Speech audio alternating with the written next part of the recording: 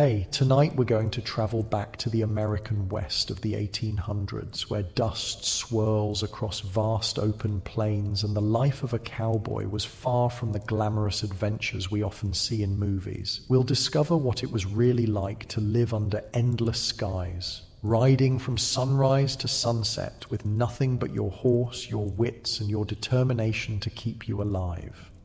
Hey, if you're enjoying these stories, I'd really appreciate a like or subscribe. I'm curious where you're listening from, so drop a comment with your location and what time it is there. Now find a cozy spot, take a slow, deep breath, and let your body sink into comfort as we journey back in time together. Congratulations, you've just woken up in the American West of the 1870s. The cool morning air feels crisp against your skin as you blink your eyes open to the first pale light of dawn. You're lying on a simple bedroll spread across the hard-packed earth, your back already aching from another night spent under the vast, star-filled sky. The wool blanket beneath you is scratchy against your skin, and the oilcloth you wrapped around your belongings last night is stiff and cold to the touch. Around you, other shapes are stirring, your fellow cowboys beginning to rise for another long day on the trail.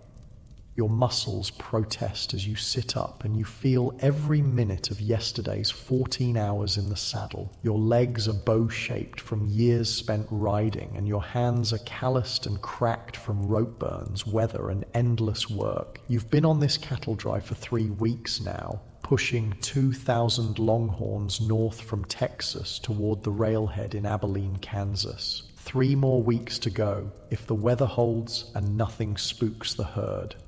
The smell of coffee brewing pulls you fully awake. Cookie, the camp cook, is already busy at the chuck wagon, stoking his fire and preparing breakfast. That man might be the grumpiest soul you've ever met, but right now the rich aroma of coffee beans boiling in that big metal pot makes him seem like an angel sent from heaven. Your mouth waters at the thought of hot coffee cutting through the trail dust that seems permanently lodged in your throat.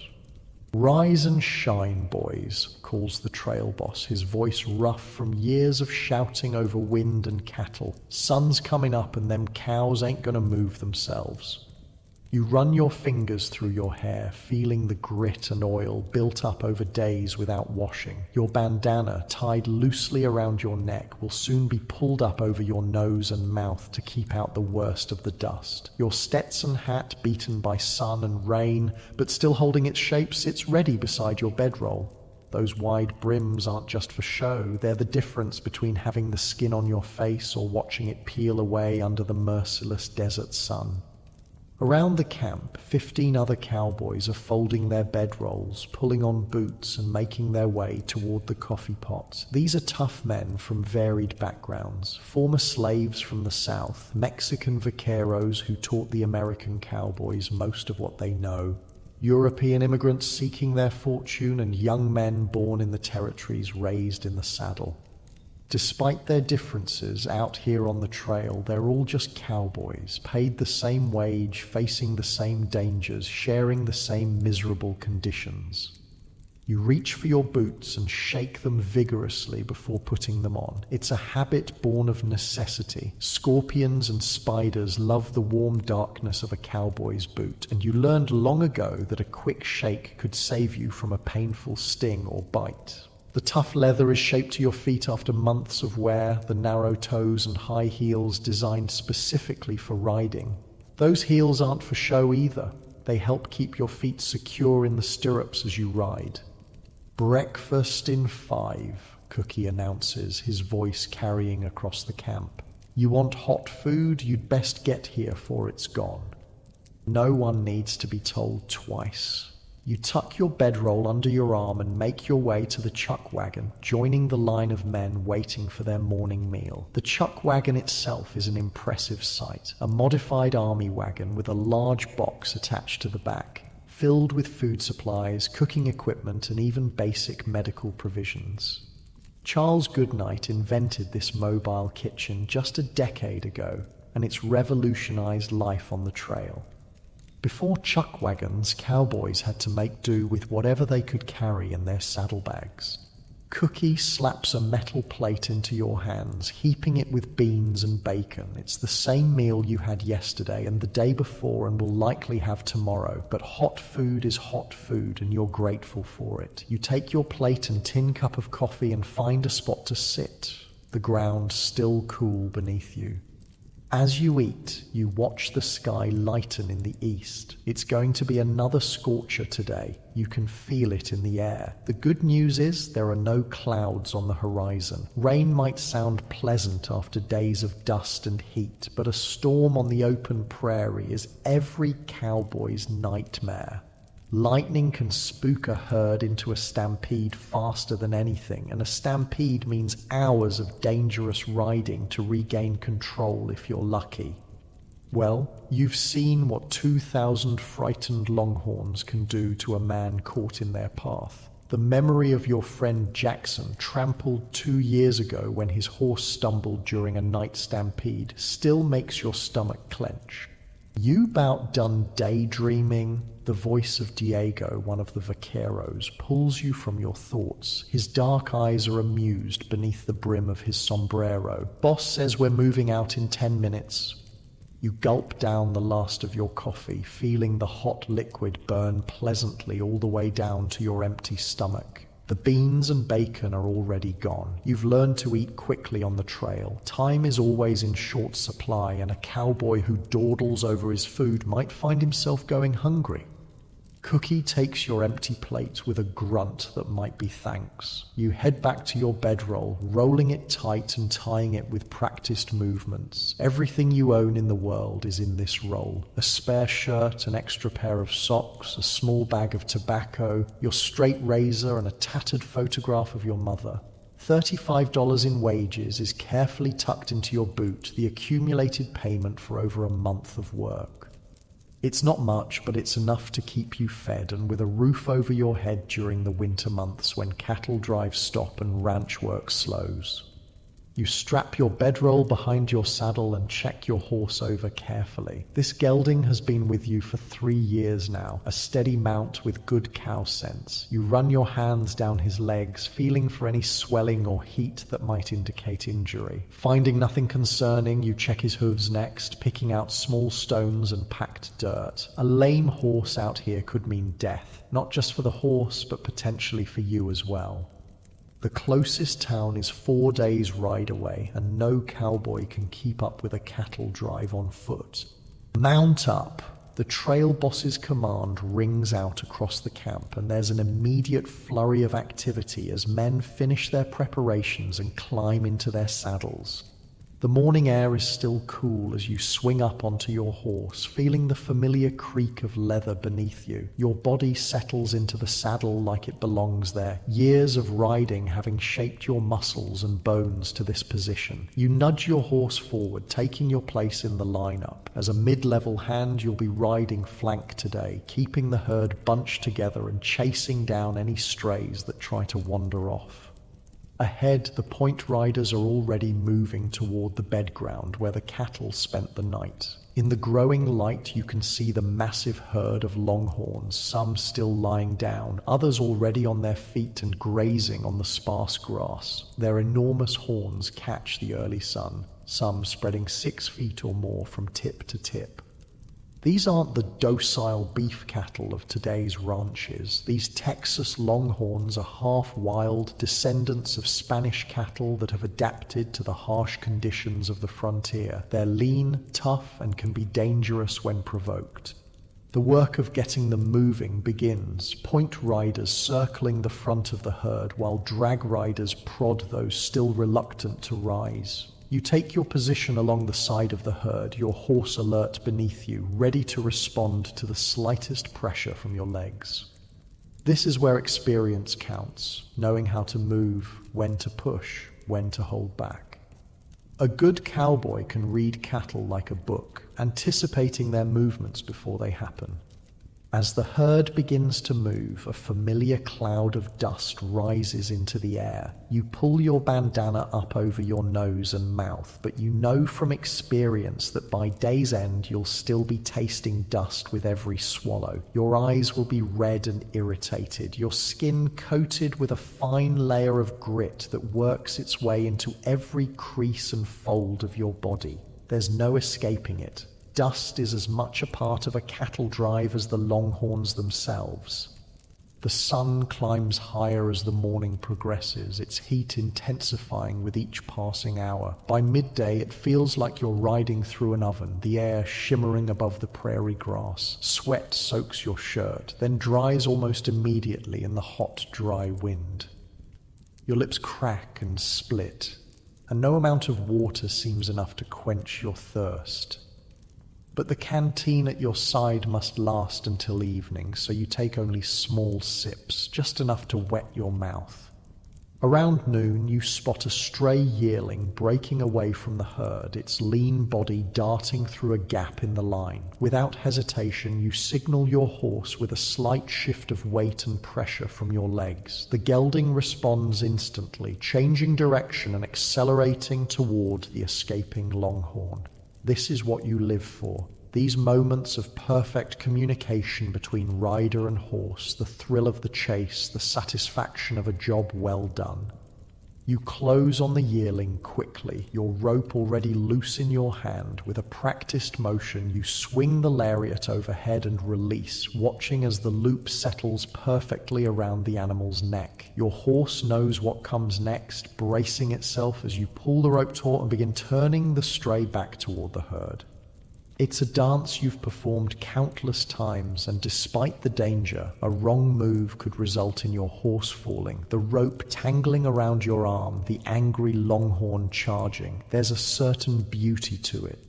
The yearling rejoins the herd, and you return to your position on the flank, coiling your rope and securing it to your saddle once more. Your arms ache from the effort, adding to the general discomfort that is a cowboy's constant companion. But there's no time to rest or recover.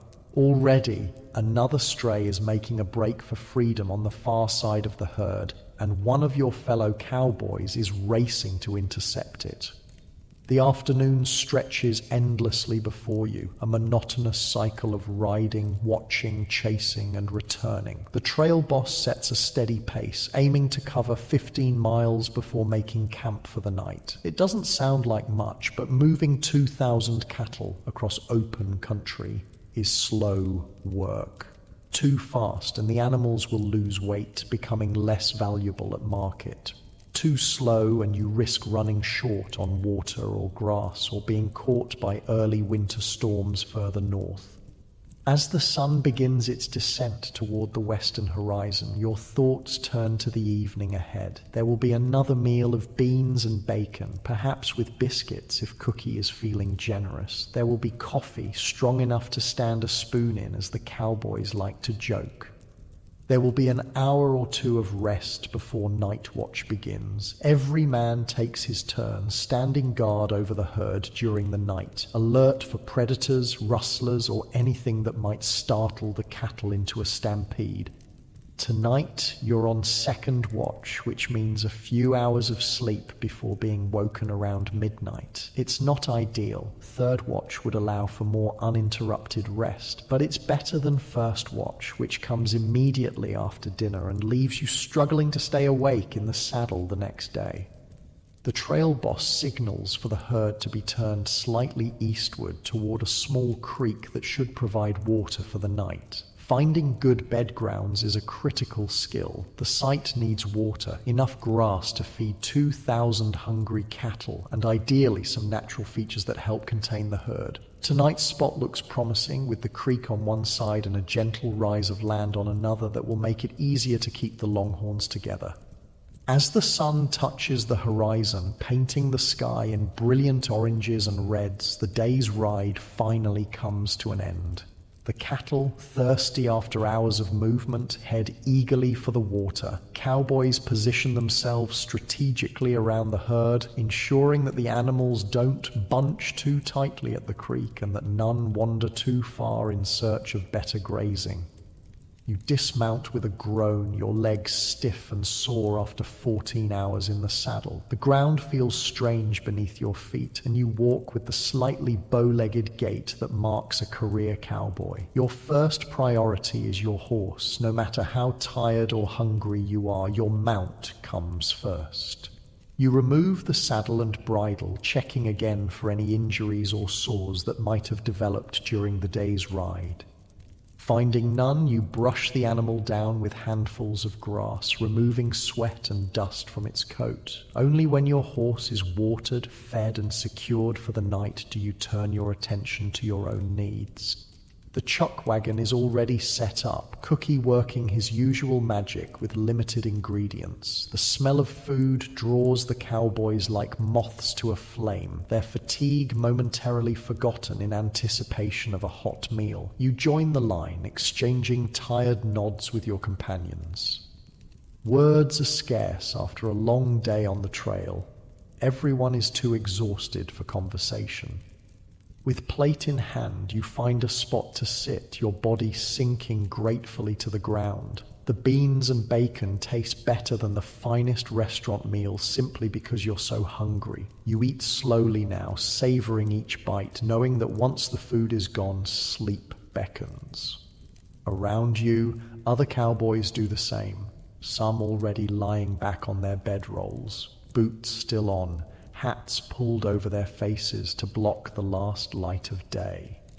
As darkness falls completely, the night watch prepares to ride out. 4 men for the first shift, moving slowly around the perimeter of the herd, singing softly to the cattle. A cowboy's singing voice might not win any contests in town, but out here it serves a vital purpose. The steady, rhythmic sound helps keep the cattle calm and lets them know where the riders are, preventing startled reactions when a horse approaches in the darkness. You spread your bedroll on a relatively flat piece of ground, not bothering to remove your clothes. Only your boots come off, set carefully beside you where they can be pulled on quickly if needed. The night air is cooling rapidly, a blessed relief after the heat of the day. But it means the temperature might drop uncomfortably low before morning. You pull your blanket up, using your saddle as a pillow, and gaze up at the stars emerging in the darkening sky. This is the moment when the hardships of a cowboy's life seem worth it. Lying beneath a canopy of stars so bright and numerous they seem close enough to touch, the soft sounds of cattle and horses in the background, the vast openness of the frontier stretching in all directions. Despite the aches in your body, the perpetual hunger, the dangers that lurk around every corner, there's a freedom here that can't be found in the increasingly crowded cities back east. Your eyelids grow heavy as exhaustion claims you. Tomorrow will bring another day just like this one. Dust, heat, endless riding, and the constant vigilance required to keep 2,000 half-wild longhorns moving in the right direction. But for now, sleep beckons, promising a few hours of relief before your watch begins. As you drift off, the last thing you hear is the distant voice of a cowboy on watch, his song carrying softly through the night air, a lullaby for both cattle and men. "Oh, bury me not on the lone prairie," these words came low and mournfully. Your breathing deepens, your muscles finally relaxing after the long day's exertions. Tomorrow will take care of itself. For now, there is only the blanket of stars above, the solid earth beneath, and the blessed oblivion of sleep. A rough hand shakes your shoulder, pulling you from the deepest sleep. "Your watch," whispers Luis, one of the Mexican vaqueros. His face is barely visible in the darkness, just the gleam of eyes beneath his hat. All quiet so far.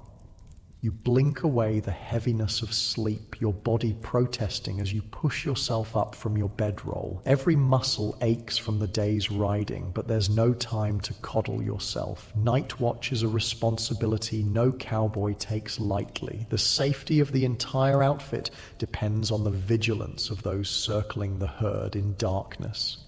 Anything I should know about? You ask, your voice thick with sleep. Louis shrugs. Some coyotes yipping to the north, but they keep their distance. The cattle are settled. He hands you a tin cup. Coffee's still hot by the fire. You'll need it. Night's colder than a banker's heart. He's right about that. The temperature has dropped dramatically since sunset, the way it always does in the open country. Your breath forms small clouds in the air as you pull on your boots and reach for your coat. It's the same wool coat you wear all year, but tonight you're grateful for its weight against the chill. The fire has burned low, just glowing embers with occasional flames licking upward. Cookie sleeps nearby in his own bedroll, ready to rise before anyone else to prepare breakfast. You pour yourself coffee from the pot kept warming at the edge of the fire. It's thick and bitter, but the heat of it between your palms is welcome, and the strong brew will help keep you alert during your watch. You drink quickly, then head to where the horses are picketed. Your gelding lifts his head as you approach, ears pricked forward in recognition. "Just a few hours' work, old boy," you murmur, running your hand along his neck. The horse stands patiently as you saddle him, the leather creaking softly in the night stillness. You check the cinch twice. A loose saddle during an emergency could mean death, before mounting up. The night is clear and cold, stars scattered across the sky like diamond dust on black velvet. A 3/4 moon provides enough light to see by, casting long shadows across the landscape. You pause, orienting yourself. The cattle form a dark mass nearby, most lying down now, their breathing forming a collective rhythm of soft snorts and sighs. 4 other cowboys are already circling the herd at a walk, spaced evenly around the perimeter. You nudge your horse forward to join them, taking your assigned position. Night watch follows a simple pattern. Ride slowly around the herd, singing or humming softly to let the cattle know you're there and stay alert for anything unusual. Sometimes it's peaceful work, almost meditative in its repetition. Other times, especially during storms or in Indian territory, every sense remains painfully sharp, every shadow potentially hiding danger.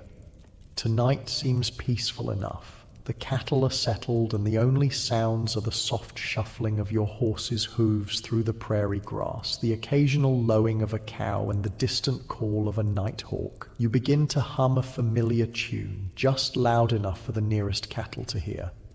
The song's words speak of home and lost love, common themes in cowboy ballads that reflect the loneliness of life on the trail. Your circuit takes you past Jose, another night rider, who tips his hat in silent greeting. Neither of you speaks. Loud voices can startle the herd, and out here sound carries far in the still night air. Besides, there's an unspoken understanding among cowboys that night watch is a time for reflection, for private thoughts and memories of places and people left behind.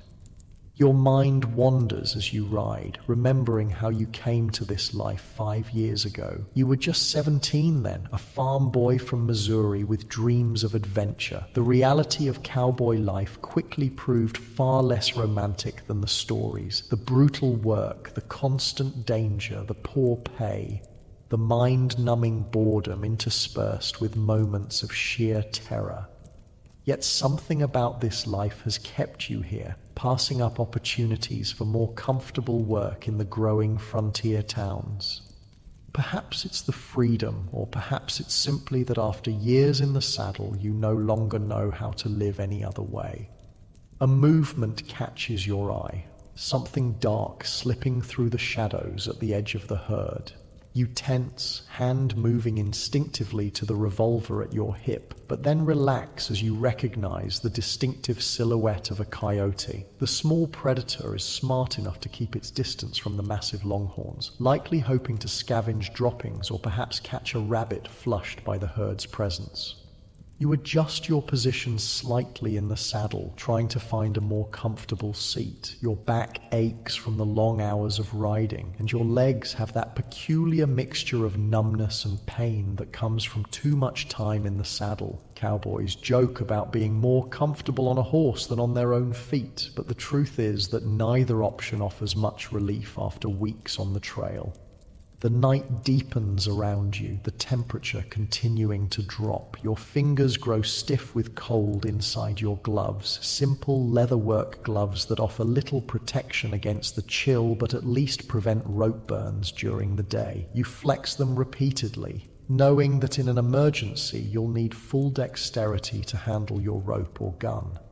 Time passes with agonizing slowness during night watch. There's nothing to mark its passage except the gradual movement of stars across the sky and the slow circuit you make around the sleeping herd. Your mind plays tricks on you sometimes, shadows seeming to move or take shape, only to resolve into harmless bushes or rocks when you look more closely. Staying alert without giving in to jumpy nerves is a skill that takes years to develop. A soft sound catches your attention, not from the herd, but from the darkness beyond. You strain your ears, trying to identify it. There it is again, the distinctive snort of a horse, but not one of yours. Your heart rate quickens as you scan the surroundings. It could be nothing, a wild Mustang passing through, or it could be trouble. Indians sometimes, rustlers more often, hoping to cut out a few cattle from the edges of the herd under cover of darkness. You make a subtle signal to Jose, who's riding the next section of perimeter. He's heard it too, his posture alert as he subtly changes his course to investigate. You do the same from your side, both of you careful not to show alarm that might spook the herd. Your right hand rests lightly on your revolver now, ready but not drawing yet. A stampede would be more devastating than the loss of a few cattle, so caution guides your movements. The sound doesn't repeat, and after a tense quarter hour of hypervigilance, you begin to relax slightly. Perhaps it was a wild horse after all, or even just the wind playing tricks. Still, you remain more alert for the rest of your watch, eyes constantly scanning the darkness beyond the herd. Hours pass this way in cold, saddle-sore vigilance. Your back develops a deep ache that no shifting of position can relieve. Your eyes burn with fatigue, and you fight to keep them from closing. This is when night watch becomes truly difficult, fighting your body's desperate need for sleep while maintaining the focus needed to protect the herd. Finally, the eastern sky begins to lighten, just a slight lessening of the darkness at first, then a gradual spreading of pale grey light. The stars closest to the horizon fade as the pre-dawn glow strengthens. Relief washes through you. Your watch is nearly done, and nothing serious has occurred. The cattle begin to stir as daylight approaches, some standing and beginning to graze, while others remain recumbent, reluctant to start the day. The trail boss emerges from his bedroll, looking first toward the herd, then at the sky, gauging the day to come. He signals to Cookie, who's already up and rekindling the fire, then begins waking the rest of the outfit. Another day on the trail is beginning. You complete your final circuit as the camp comes to life. Men moving stiffly, their breath visible in the cold morning air. Diego rides out to relieve you, his face still creased with sleep. "Anything?" he asks. "Thought I heard a horse about halfway through the watch," you report. Nothing came of it. He nods, taking your place as you ride back to camp. You're bone-tired now, the kind of exhaustion that makes your whole body feel leaden. But there's no rest for you yet. The day's work is about to begin, and night riders are expected to pull their weight just like everyone else. You'll catch sleep the next night, assuming you're not assigned to watch again. You dismount near the chuck wagon, the smell of coffee and frying bacon making your empty stomach growl. Cookie looks up from his work, his weathered face impassive. "Grab some grub," he says. "Boss wants to move out early today. Says there's water 10 miles ahead he wants to reach by noon." The coffee revives you somewhat, and the food, bacon, beans, and a couple of biscuits, gives you the energy you'll need for the morning's work. You eat quickly, standing beside the fire for warmth, watching as the camp transforms from a collection of sleeping men to an efficient working outfit in a matter of minutes. The routine is so familiar it requires little thought. Eat, saddle your fresh mount from the remuda, roll your bedding, secure it behind your saddle, and take your position. Today you're assigned to the left flank again, keeping the herd together and preventing strays from wandering off. As the sun breaks over the horizon, bathing the landscape in golden light, the cattle are already moving, urged forward by the drag riders at the rear. Dust rises immediately, the fine particles infiltrating everything. Your clothes, your nose and mouth, despite the bandana, even your eyes, which water continuously in a futile attempt to clear themselves.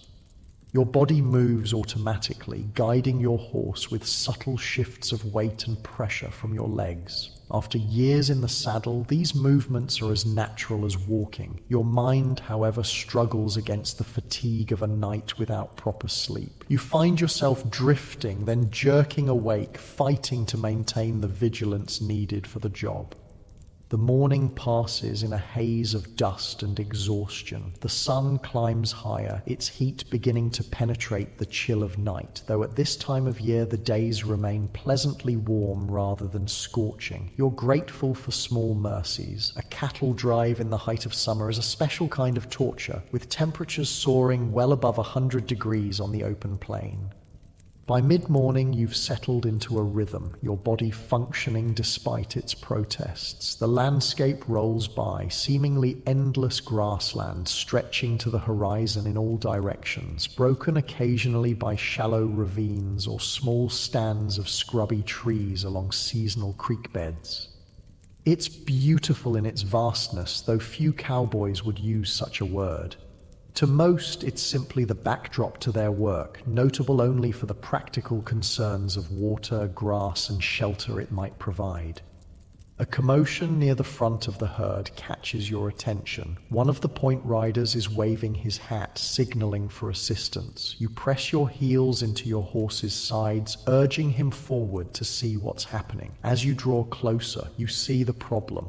A section of the herd has balked at crossing a small ravine, causing a bottleneck that threatens to split the drive.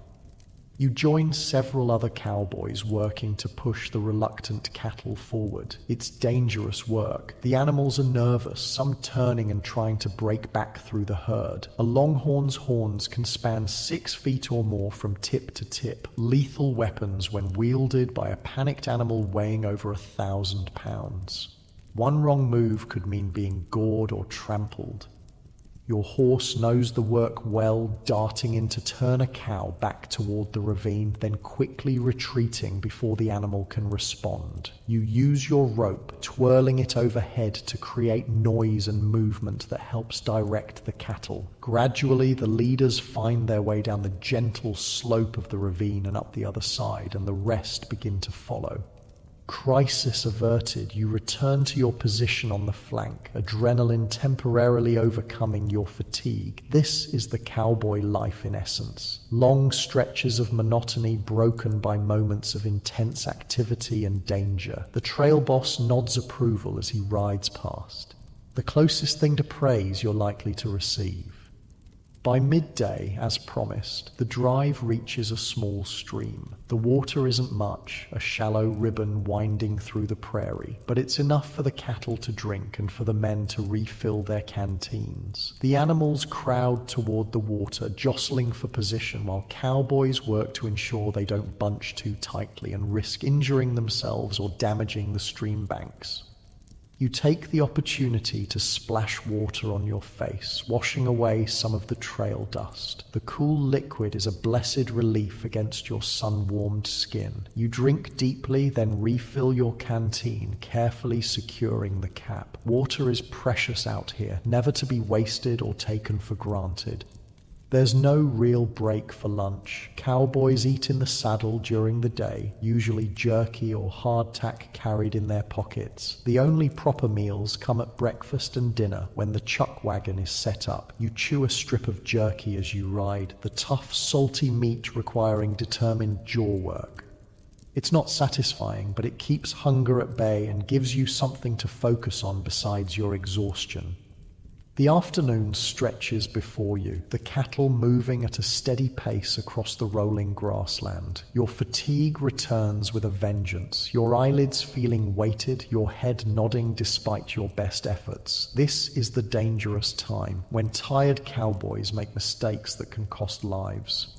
You pinch yourself, bite the inside of your cheek, anything to stay alert. The landscape begins to change subtly as the drive moves northward. The grass grows a little thicker here, and occasional stands of cottonwood trees mark the courses of streams. You're leaving the arid plains of Texas behind, moving into territories that receive more rainfall.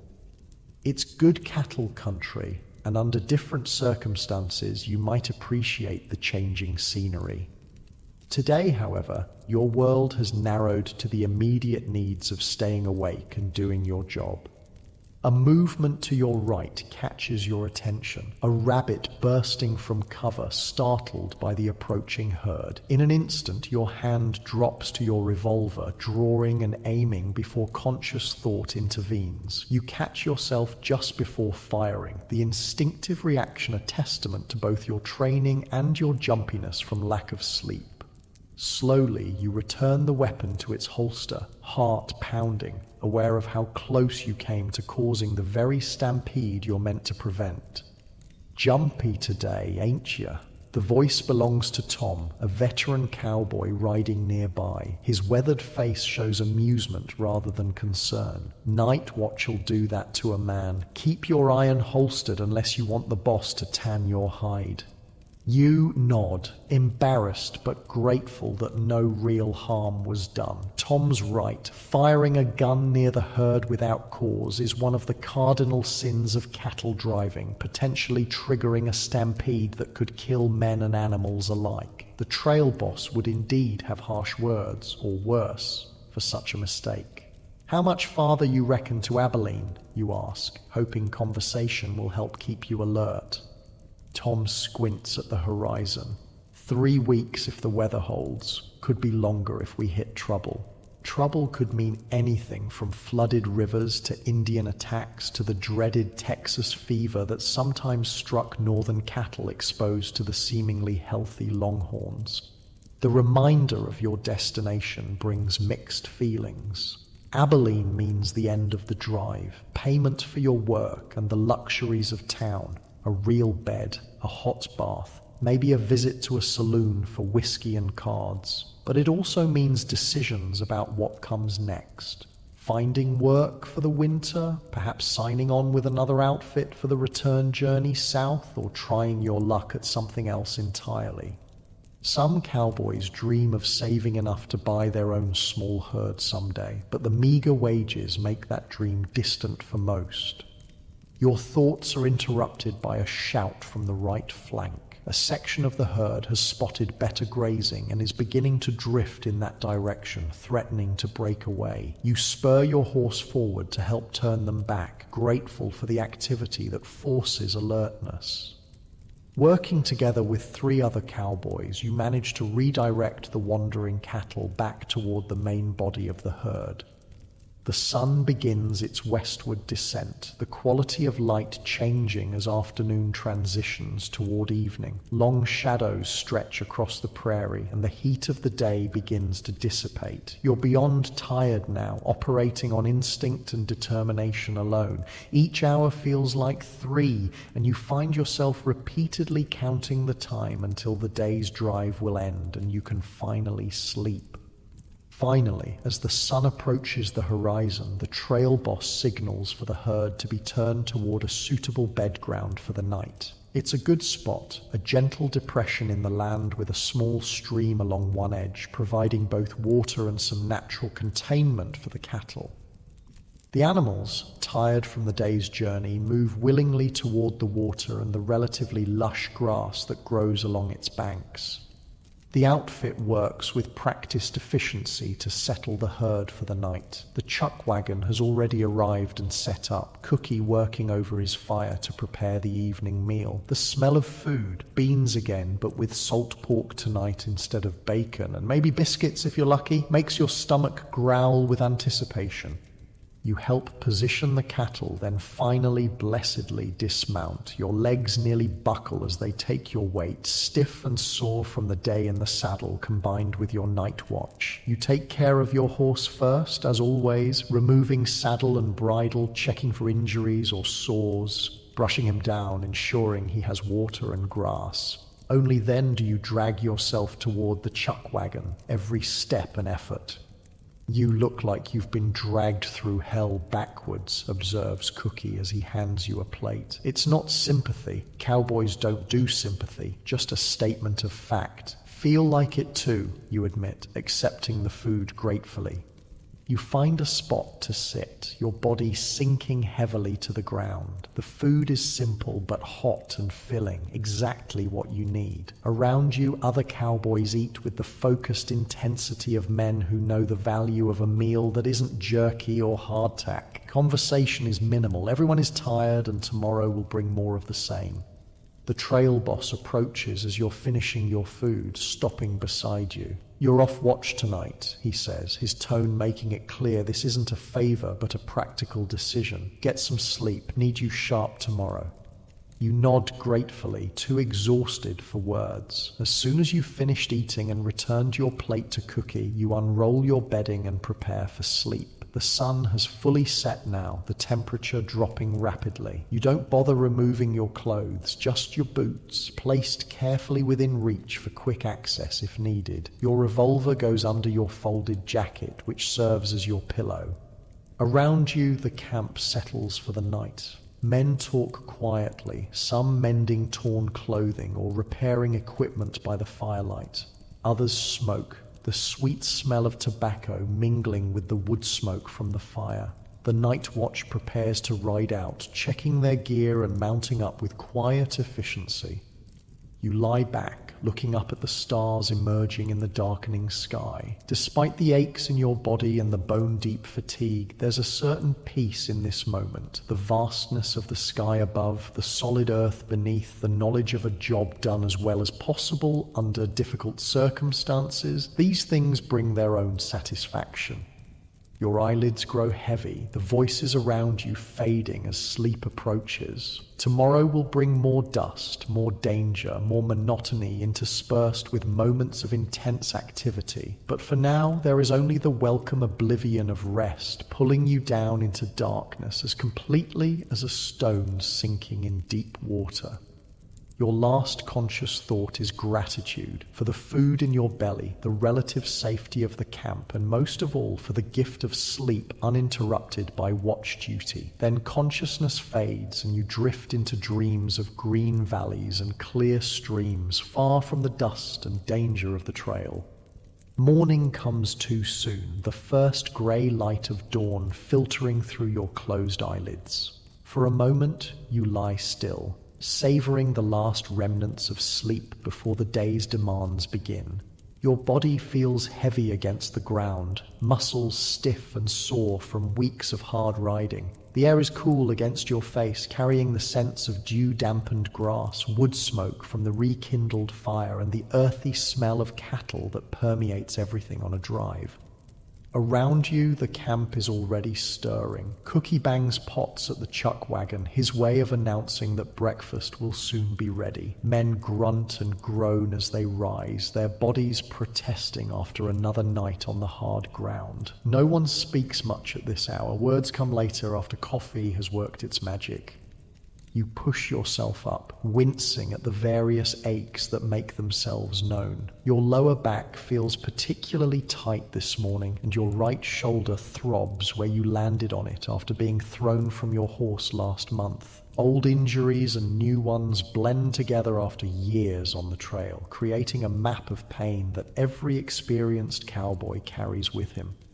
The trail boss stands near the fire, conferring with Cookie and studying the sky. There's a heaviness to the air this morning, a certain quality to the light that suggests weather might be coming. Not good news. Rain can turn a simple cattle drive into a nightmare of mud, irritable livestock, and the constant threat of stampede.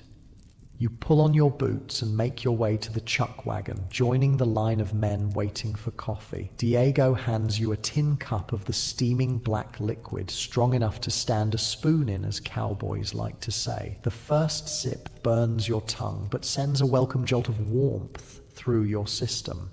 By the third sip, you're beginning to feel human again. Cookie dishes out breakfast. Beans again with salt pork and biscuits. It's the same meal you've eaten countless times, but hunger makes it taste good enough. You find a spot to sit, nodding greetings to the men around you. Conversation is still minimal, most of the outfit focused on eating and mentally preparing for the day ahead. "River crossing today," announces the trail boss, his voice carrying across the camp. A collective groan rises from the men. River crossings are among the most dangerous parts of any cattle drive, combining deep water, nervous animals, and countless opportunities for disaster. "About 10 miles ahead, want to hit it by mid-afternoon, get across before sundown."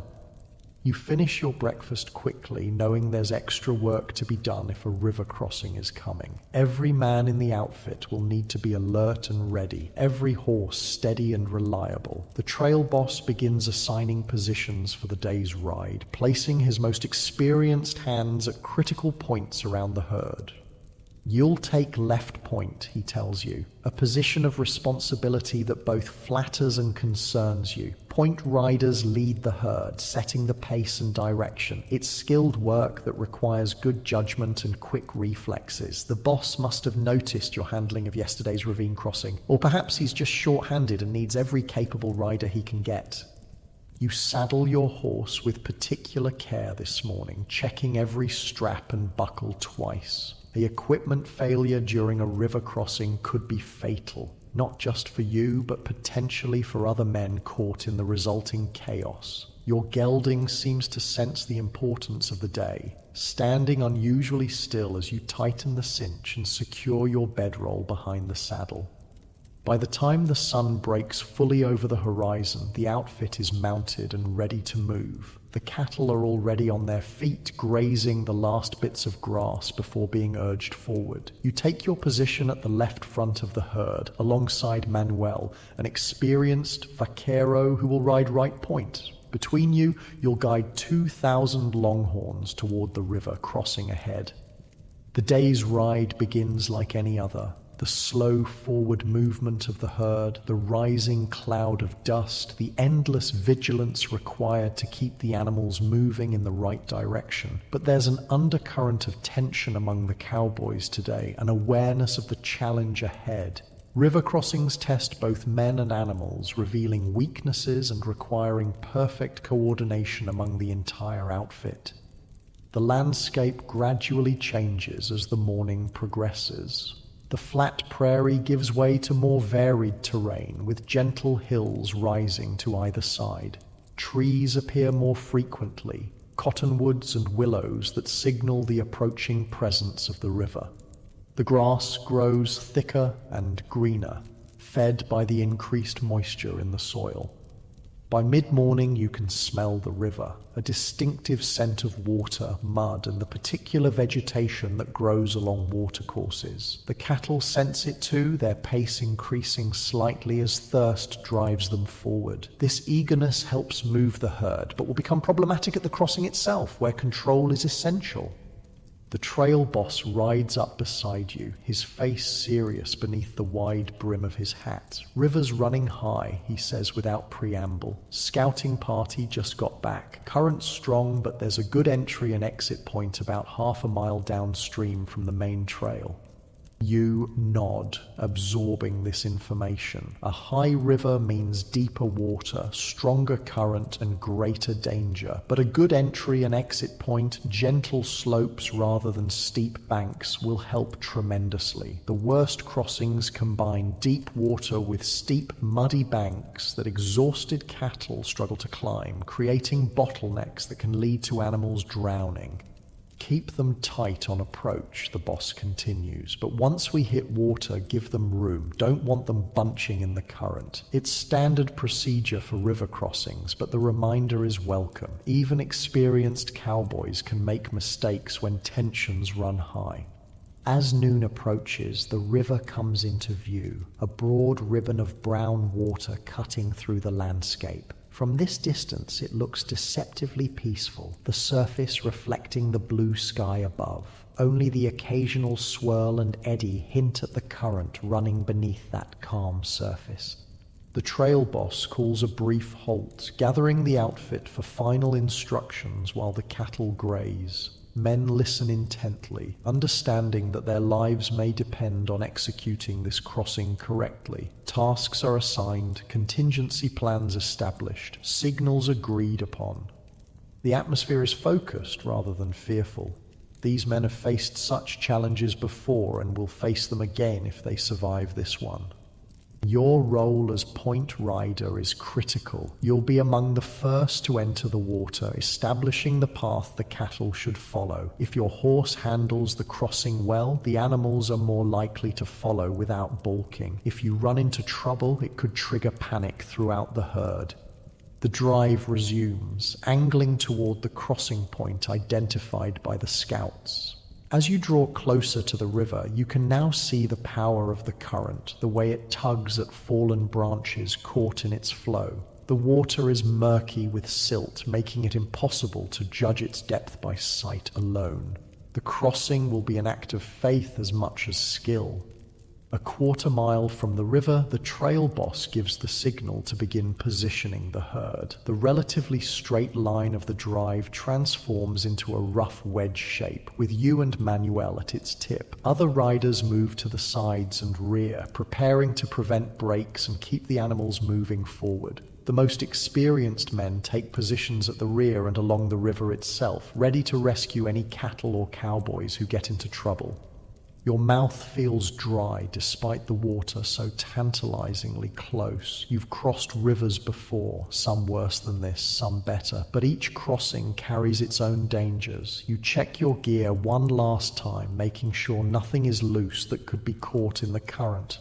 Your lariat is secured but accessible, ready for use in an emergency. The trail boss rides up one last time. Steady pace, he reminds you. Don't rush it. Then he's gone, moving back along the line to oversee the entire operation. You exchange a glance with Manuel across the front of the herd. The vaquero's face is composed, but his eyes show the same awareness of danger that you feel. He nods once, a gesture of solidarity and mutual trust, then turns his attention back to the task at hand. The time for preparation is over. You nudge your horse forward, leading the herd toward the river's edge. The ground becomes softer underfoot as you approach, the grass thicker and interspersed with reeds and sedges. Water gleams ahead, the entry point a gentle slope of mud and gravel descending into the current. Your horse hesitates briefly at the water's edge, a natural caution that you respect but must overcome. You urge him forward with gentle pressure from your legs, speaking softly in encouragement. Easy now, boy. Nothing to it. We've done this before. The gelding steps into the river, water swirling around his fetlocks, then his knees as he moves deeper. The footing is still good, firm rather than muddy, and his confidence grows with each step. Behind you, the lead cattle follow, their massive horned heads held high above the water. The river gets deeper quickly, the bottom dropping away. Soon your horse is swimming, his powerful shoulders working beneath you as he fights the current. Water rises to your knees, cold even through your tough canvas pants. You keep your feet in the stirrups. Contrary to normal practice when a horse falls, during a river crossing, it's better to stay connected to your mount, your fates literally tied together. The current pushes against you, stronger than it appeared from the shore. It takes constant correction to maintain your direction toward the exit point on the far bank. You can hear splashing and occasional bellows behind you as the cattle enter the water en masse, but you dare not take your attention from your own crossing. Halfway across, the current intensifies, channeled by an unseen depression in the riverbed. Your horse struggles, swimming hard but being carried downstream. You fight the instinct to panic, keeping your body relaxed and your weight centered. Panicking now could doom you both. For a moment, it seems the current might win, sweeping you far downstream from the exit point. Then your horse finds new strength, his powerful legs churning through the water with renewed determination. Gradually, stroke by stroke, he regains ground against the flow. The water begins to shallow, your horse's hooves occasionally scraping bottom. Hope rises as you approach the far bank. The exit point is visible now, a gentle slope of gravel leading up to solid ground. Your horse feels it too, his efforts becoming more purposeful as solid footing comes within reach. With a lunge, he leaves the main current, water streaming from his sides as he gains the shallows. A few more strides and you're out, your boots and legs soaked but otherwise unharmed. You immediately turn to watch the herd, assessing how the crossing is progressing. The scene behind you is controlled chaos. Hundreds of cattle in the water at once, their huge horns visible above the surface like a bizarre floating forest. Cowboys ride alongside the struggling animals, keeping them moving in the right direction, occasionally darting in to turn astray back toward the exit point. Manuel emerges from the river nearby, his horse blowing hard from the exertion. Like you, he immediately turns to watch the crossing, ready to ride back in if needed. There's no celebration of your own safe passage, not with the majority of the herd and outfit still in danger. The crossing continues for over an hour, a grueling process of guiding frightened, stubborn animals across a dangerous obstacle. From your vantage point on the bank, you can see the strain on both cattle and cowboys. Several times, animals get into trouble, caught in the current or panicking midstream, requiring dangerous rescue operations by the riders. Miraculously, the herd makes it across with minimal losses, just 3 cattle swept downstream despite the outfit's best efforts. One cowboy's horse stumbles in the shallows, sending its rider tumbling into the water, but both emerge relatively unscathed. By the standards of river crossings, it's a significant success. The trail boss is the last to cross, ensuring every animal and man is safely on the far shore before risking his own passage. When he finally rides clear of the water, a subtle relaxation passes through the outfit. No one speaks of their relief. Cowboys don't acknowledge fear, even after the fact. But it shows in slightly looser postures and deeper breaths. There's no time to rest, however. The cattle must be moved away from the river and settled for the night. They're agitated from the crossing, more prone to spooking or wandering off. Every man in the outfit remains vigilant as they urge the herd towards suitable grazing ground half a mile from the shore. You ride with water squishing in your boots and your clothes plastered to your skin. Despite the discomfort, you feel a quiet satisfaction. Point is a position of trust and you handled it well. In the unspoken hierarchy of the outfit, such things matter. As the sun begins to set, the cattle finally settle, grazing contentedly on the lush grass of the riverside meadow. The chuck wagon has made its own crossing at a ford several miles upstream and now awaits the cowboys, the promise of hot food drawing tired men like moths to a flame. You take care of your horse with particular attention tonight, recognizing that his strength and courage carried you safely through the river. An extra handful of grain, a more thorough rub down than usual, small rewards for service that might have saved your life. Only when he's properly tended do you see to your own comfort, changing into your spare shirt and hanging your wet clothes near the fire to dry. Dinner is a more substantial affair than usual. Cookie has outdone himself with a stew containing actual chunks of beef alongside the beans and fresh biscuits to soak up the gravy. It's his way of acknowledging the day's achievement without making a fuss about it. The men eat with special appreciation, the shared danger having heightened their awareness of small comforts. Talk around the fire is more animated tonight, the successful crossing having lifted spirits. Stories flow, tales of other river crossings, some routine, others disastrous. Cowboys who normally say little share experiences from years on the trail, each story carrying its lesson wrapped in humor or understated drama. Saw a herd panic mid-river on the Brazos back in '67, recounts Tom, the veteran who rode beside you yesterday. Water was high like today, but the banks were steep mud on both sides, lost nearly 50 head and 2 good men. He says this matter-of-factly, though the memory clearly still haunts him. One fella got caught between a steer and a submerged log, never had a chance. Others share similar stories, not to frighten but to remind. The trail holds dangers that must be respected, and experience shared can save lives. Even the youngest cowboys listen attentively, absorbing wisdom that no book could provide. The trail boss joins the circle, accepting a cup of coffee from Cookie. "Good work today," he says simply. It's high praise from a man of few words, and the outfit accepts it with quiet pride. Tomorrow we make up lost time, dawn start. No one complains. The drive has a schedule to keep. Cattle expected at the railhead by a certain date, contracts to fulfill. Today's triumph is already behind them. Tomorrow's challenge is ahead. Night watch assignments are distributed with extra vigilance ordered due to the unfamiliar territory and the cattle's residual nervousness after the crossing. You're assigned third watch from roughly 2 a.m. until dawn. Not the easiest shift, but better than having no sleep at all. As darkness falls completely, you spread your bedroll on a relatively flat spot, your body heavy with exhaustion despite the lingering alertness from the day's excitement.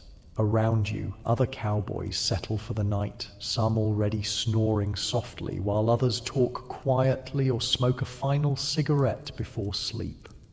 You lie back, looking up at the star-filled sky. The same stars shine over Texas, over the homes and families many of these men haven't seen in months. Some have no homes to return to. The trail is their only constant, the outfit their only family. It's a hard life, offering little reward beyond the basic wage and the quiet satisfaction of work well done.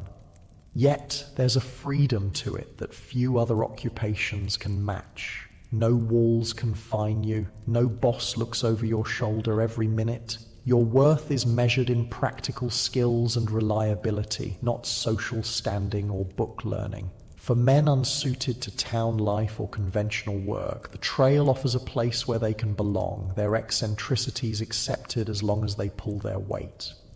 These thoughts drift through your mind as sleep approaches. Tomorrow will bring its own challenges. Another 20 miles if the boss has his way. More dust, more aches, more moments of danger balanced with hours of monotony. But tonight, with the river successfully crossed and your belly full of the best meal in weeks, contentment outweighs concern. Your eyelids grow heavy, your breathing deepens. The murmur of voices around the fire blends with the soft lowing of cattle and the occasional stamp of a horse's hoof, creating a lullaby familiar to every cowboy. Sleep comes quickly, pulling you down into welcome darkness.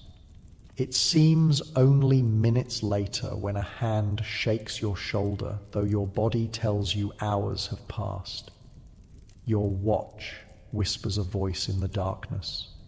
You blink awake, momentarily disoriented. The camp is silent now, the fire burned down to embers that cast just enough light to see by. The moon hangs low in the western sky, suggesting it's indeed close to 2 a.m. Your third watch duty has arrived. Rising stiffly, you pull on your boots and reach for your coat. The night air has a definite chill, especially with the river so close. You check your revolver by feel, a habit so ingrained you do it without conscious thought, then make your way to where the horses are picketed. Your mount greets you with a soft nicker, remarkably fresh considering the day's exertions. You saddle him quickly, your fingers working by touch and memory in the dim light. Minutes later, you're riding toward the herd, relieving a tired cowboy who's been circling since midnight. "All quiet," he reports. "Couple of coyotes yipping to the east, but they're keeping their distance." You nod, taking his place as he rides back to camp and the few hours of sleep awaiting him. The cattle form a dark mass across the meadow, most lying down now, their breathing creating a collective rhythm of soft snorts and sighs. You begin your circuit, riding slowly around the perimeter. The night is clear and peaceful, stars brilliant overhead. A light breeze carries the scent of water from the river and the sweet smell of crushed grass beneath the herd. In moments like this, the hardships of the trail seem distant, balanced by a profound connection to the land and sky that few people ever experience. You hum softly as you ride, a tuneless sound meant to let the cattle know you're there. Watching over 2,000 half-wild longhorns might seem like an impossible task for one man, but experienced cowboys know that calm, well-fed cattle rarely cause trouble at night unless startled. Your presence, moving predictably around them, provides reassurance rather than alarm. Hours pass with meditative slowness. Your thoughts drift, touching on memories of past drives, wondering about the trail ahead, occasionally returning to more practical concerns like the worn state of your boots or whether your wages will cover the new saddle you've been eyeing in Abilene. The eastern sky begins to lighten almost imperceptibly, the stars closest to the horizon fading as the first hint of dawn approaches. The cattle stir, some rising to graze in the cool morning air. Your watch is nearly done, the night having passed without incident, the best kind of watch from a cowboy's perspective. As light strengthens, you can see the river in the distance, its surface misty in the morning air. Yesterday's crossing already seems like a distant memory, just one challenge among many on the long trail north. There will be others: storms, stampedes, rustlers, water shortages, each testing the outfit's skill and determination. But such thoughts are for later. For now there is only the growing light, the peaceful herd, and the satisfaction of another watch completed without incident. In the cattle drive's mixture of danger and tedium, boredom is always preferable to excitement. The trail boss emerges from his bedroll, signaling the official start of another day. Cookie is already at work, coffee pot on the fire, preparation for breakfast underway. One by one, cowboys rise, moving stiffly in the cool morning air, their faces creased with sleep and stubbled with several days' growth of beard. As your replacement rides out to take over watch, you return to camp, the smell of coffee drawing you like a magnet. Your body aches from the night's riding on top of yesterday's exertions, but there's a rhythm to the discomfort now, an expected part of each day's cycle.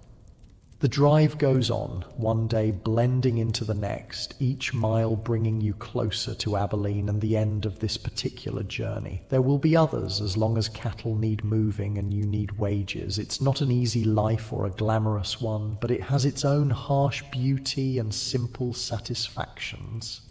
As you dismount near the chuck wagon, accepting a cup of steaming coffee from Cookie's gnarled hands, you reflect that for all its hardships, there are worse ways to live than under the open sky, doing work that demands your best and tests your limits each day. The trail has claimed many good men and will claim more before the era of great cattle drives ends. But for now, it offers a place where you belong, a purpose that makes sense, and companions who understand the unspoken code of the cowboy life. The sun breaks over the horizon, bathing the landscape in golden light. Another day on the trail begins. 2 weeks have passed since the river crossing. 2 weeks of dust and monotony, broken only by the occasional excitement of a wandering steer or threatening weather. The cattle have settled into the rhythm of the drive, moving with less resistance each morning, bedding down with familiar routine each night. The cowboys, too, have found their pattern, the same faces around the fire each evening, the same aches in their bodies each morning, the same endless horizon stretching before them.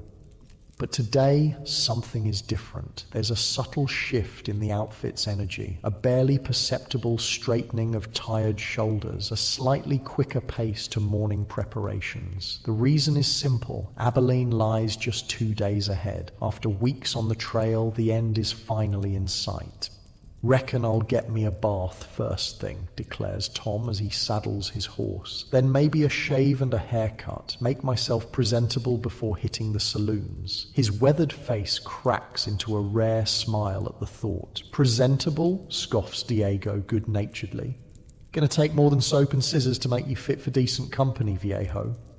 The men laugh, the banter lighter than it's been in weeks. Even the trail boss seems less stern this morning, his customary frown softened by the knowledge that his responsibilities will soon be fulfilled, the herd delivered, his men paid.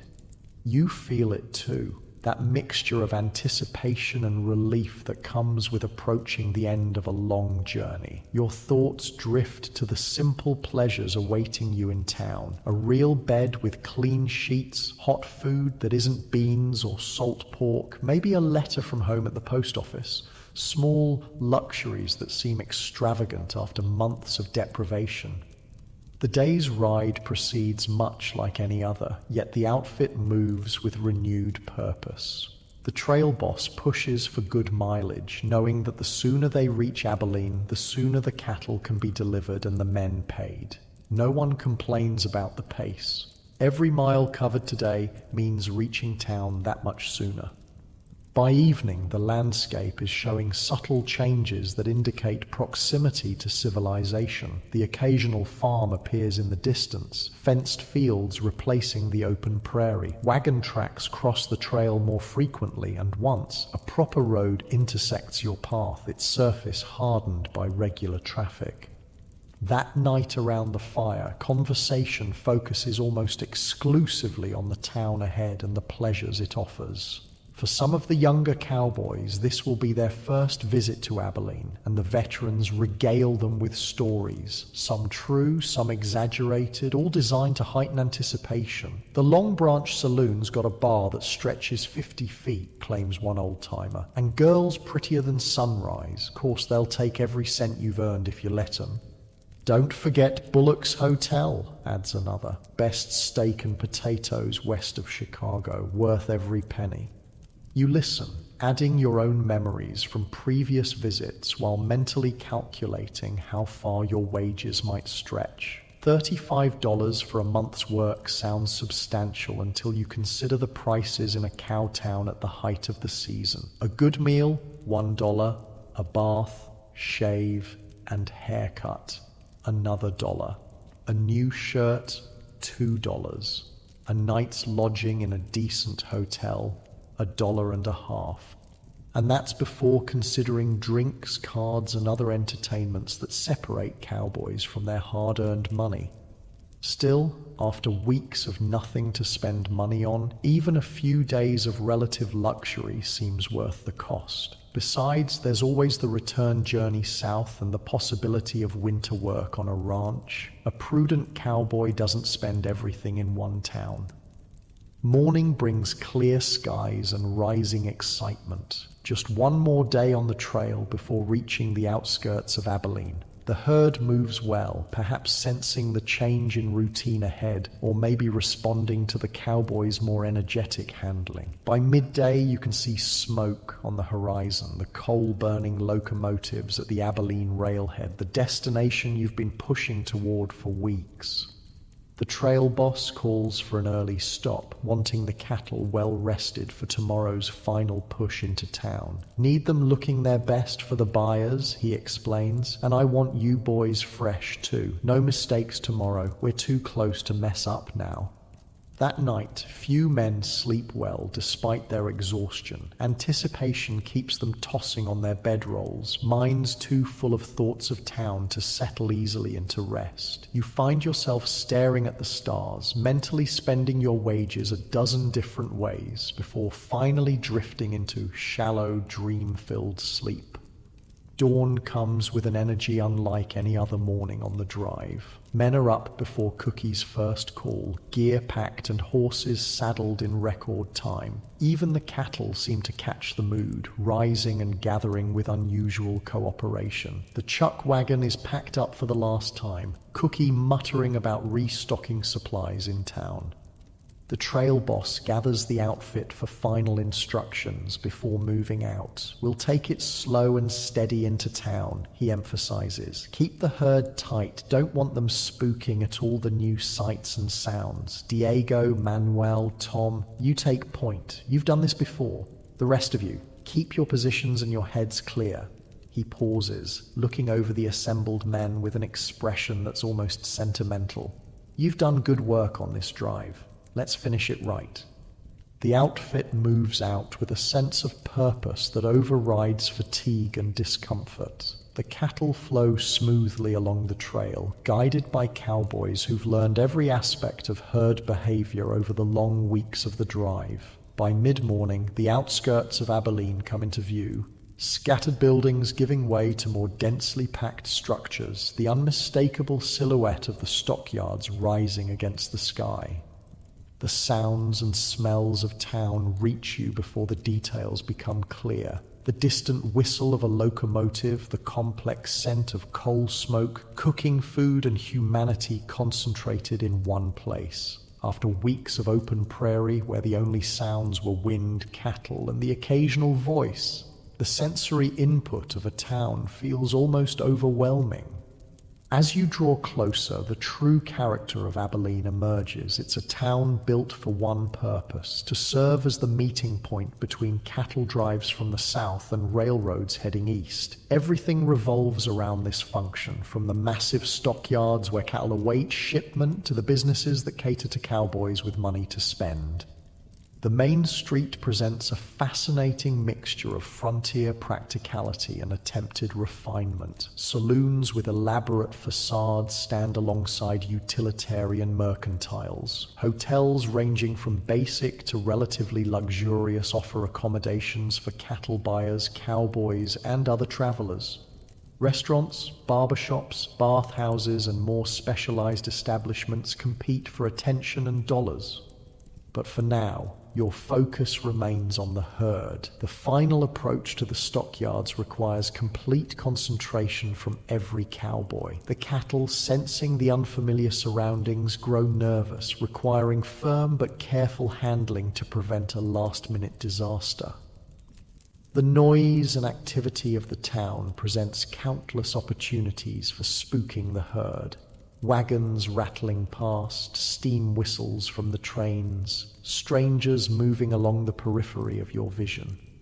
The trail boss rides ahead to confirm arrangements with the stockyard manager while the outfit keeps the cattle moving steadily forward. Years of experience guide this final phase, knowing when to push, when to hold back, how to communicate with subtle signals that coordinate the entire group's movements. Finally, the gates of the stockyard come into view. The massive holding pens stand ready to receive the herd, connecting eventually to loading chutes that will transfer the cattle to rail cars bound for eastern markets. It's a far cry from the open prairie where these same longhorns grazed just months ago in Texas. With practiced efficiency, the outfit guides the herd through the gates and into the designated pens. Cowboys position themselves strategically, ensuring the cattle flow in the right direction and don't bunch too tightly at the entrance. It's hot, dusty work, but the end is literally in sight, lending energy to tired bodies.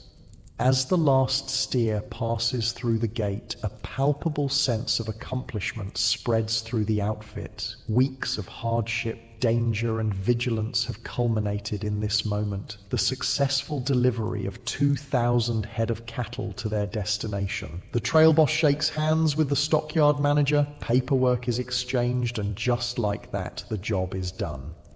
The cattle will be counted, inspected, and eventually loaded onto trains, but that's no longer your concern. Your responsibility ended the moment the last steer entered the stockyard. For the first time in over a month, you have no immediate duties, no herd to watch, no schedule to maintain.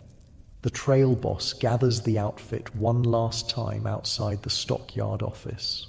"Good work, boys," he says, his usual gruffness softened by genuine appreciation. "Get your horses settled at the livery, then meet at the drover's bank in 2 hours for your pay." It's a familiar routine for most of the men. The livery stable first, where trail horses will be cared for while their riders enjoy the town. Some cowboys will sell their mounts if they're not planning to ride back south, using the extra money to extend their stay in town or fund travel by train or stagecoach to their next destination. You decide to keep your gelding. He's proven his worth many times over, and good horses are valuable. The livery stable is busy with other recently arrived outfits, but you find a stall and ensure your mount is properly cared for. Good grain, clean water, a thorough brushing to remove the trail dust. Only when you're satisfied with his arrangements do you turn your attention to your own needs. The contrast between the open trail and the confined spaces of town is jarring. Buildings block the horizon in every direction, creating a sense of enclosure that feels strange after weeks of limitless visibility. Streets packed with people, wagons, and horses create a cacophony that assaults your ears. The various smells, some pleasant, some decidedly not, compete for attention after the relatively clean scents of prairie and cattle. Your first priority is practical. Secure a room for your stay. The better hotels filled quickly during cattle season, but you find space at a modest establishment called the Westerner. The room is small but clean, with an actual bed rather than a straw mattress on the floor. After weeks of sleeping on the ground, it seems luxurious beyond measure. Next comes the ritual every trail-worn cowboy craves: a bath. The town's bathhouse does steady business during the cattle season, providing hot water, soap, and privacy for men who haven't properly washed in weeks. You pay your 25 cents and sink gratefully into the steaming tub, feeling layers of dirt and trail grime dissolve away. The hot water eases aches in muscles that have almost forgotten what relaxation feels like. Clean for the first time in memory, you visit the barber shop next door. The barber takes one look at your shaggy hair and untrimmed beard and gets to work without comment. He's seen countless cowboys in the same condition. Half an hour later, you emerge looking considerably more civilized, your face smooth, your hair neatly trimmed beneath your recently dusted hat. A new shirt from the Mercantile completes your transformation from trail-worn cowboy to relatively presentable town visitor. The crisp cotton feels strange against skin accustomed to sweat-stiffened fabric, but the freshness is worth the $1.50 it cost. By the time you reach the drover's bank, most of the outfit has already assembled, looking remarkably different after similar ministrations. Men who lived in dust and sweat for weeks now stand freshly barbered and clothed, the only remaining signs of their profession being sun-darkened skin, calloused hands, and the distinctive bow-legged stance that comes from years in the saddle. The trail boss handles the paperwork inside, then emerges with a stack of banknotes. One by one, he calls each cowboy forward, counting out the agreed-upon wages plus any bonuses earned for special duties. When your name is called, you step up and receive your pay. $35 for the month's work, plus a $5 bonus for your performance at the river crossing and on-point duty. It's not a fortune, but in your hand it represents the tangible reward for weeks of hardship and risk. With money in your pocket and no immediate responsibilities, the town opens before you like a book of possibilities. The outfit disperses quickly, each man following his own inclinations. Some head directly for the saloons, thirsty for whiskey and company after the isolation of the trail. Others seek out the telegraph office to send word of their arrival to family, or the post office to check for waiting letters. A few of the more prudent hands visit the bank first, depositing portions of their earnings for future needs. You decide food comes first, real food that isn't beans or trail-tough beef. The Prairie Rose restaurant offers a cattleman's special that proves irresistible. A thick beefsteak, potatoes with butter, fresh bread, apple pie and coffee, all for 75 cents. After weeks of Cookie's limited trail menu, the flavors seem almost overwhelming, each bite a reminder of the civilized pleasures you've been missing. Stomach satisfied for the first time in memory, you step back onto the busy street. The sun is lowering toward the western horizon, and Abilene is coming fully to life. Saloons fill with cowboys from various outfits, their boisterous laughter and occasionally raised voices spilling onto the street. Piano music drifts from open doors, competing with the general din of conversation, clinking glasses, and boots on wooden floors. You find yourself drawn to the Long Branch Saloon, where several members of your outfit have already gathered. The interior is dim after the bright sunshine outside, the air thick with tobacco smoke and the smell of whiskey. A long bar stretches along one wall, just as the old-timer described, though perhaps not quite 50 feet long. Tables scattered throughout host card games of varying seriousness, while women in colorful dresses circulate among the customers, encouraging drinks and companionship at inflated prices.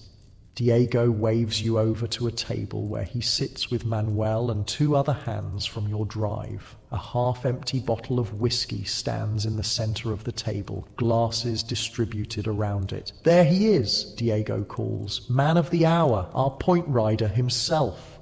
The others raise their glasses in a mock salute, and you find yourself grinning despite your preference for less attention.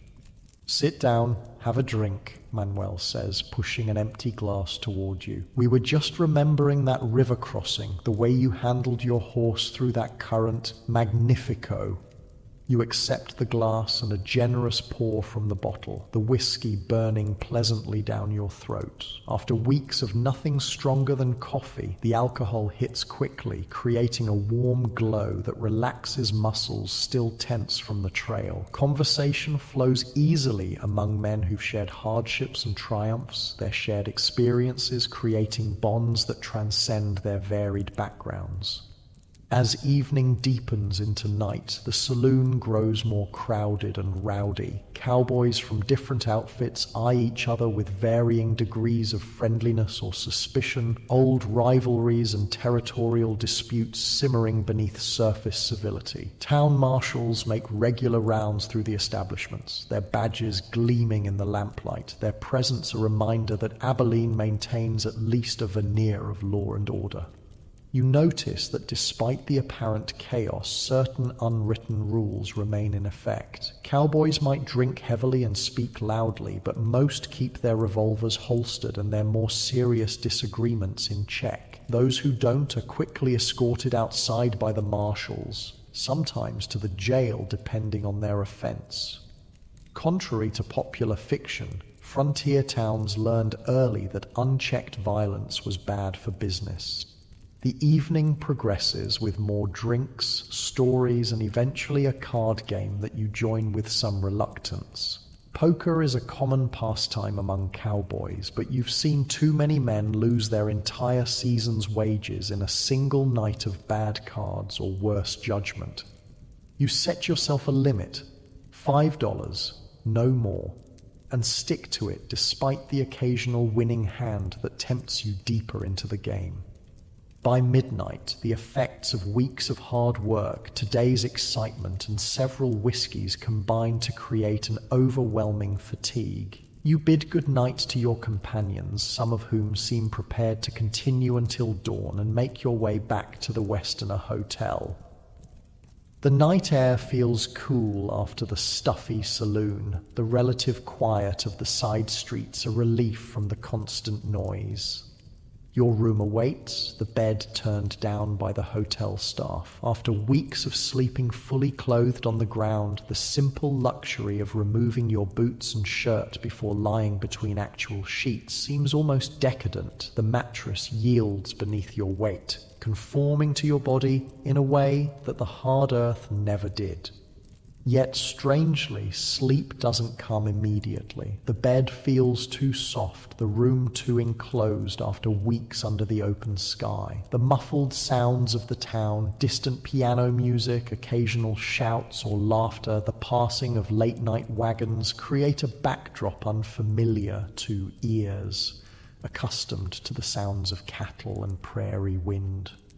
You find yourself thinking of the trail, of star-filled nights and dawn breaking over endless grassland. For all its hardships, there was a simplicity to that life, a clarity of purpose that town living lacks. Here, everything is transaction and artifice, pleasures purchased rather than earned, relationships temporary and often mercenary.